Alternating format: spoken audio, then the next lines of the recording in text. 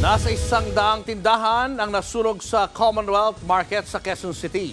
Kasamang natupok ang kabuhayan ng maraming nagtitinda. Nasa frontline ng balitang yan si Hannibal Talete. Nilamon ng apoy ang bahaging ito ng Commonwealth Market sa Quezon City pasado alas 2 kaninang madaling araw. Dagdag problema pa ang malayong pinagkukunan ng tubig at ang mga nakakandadong tindahan kaya hindi mapasok. Nakasagabal din ang mga tinderong nakakasalubong ng mga bumbero. Gaya ng mga lalaki may bitbit ng mga plastik na paninda mula sa nasusunog na palengke. Ayon sa QC Fire Department, nagsimula ang apoy sa basement ng isang establishmento. Halos 8 oras ang itinagal ng sunog bago tuluyang naapula. Walang nasaktan pero nasa 100 tindahan ang natupok. Kabilang dyan ang bigasan ni Bobby. Naabutan pa siya ng News 5 na sinasalba ang sako-sakong bigas.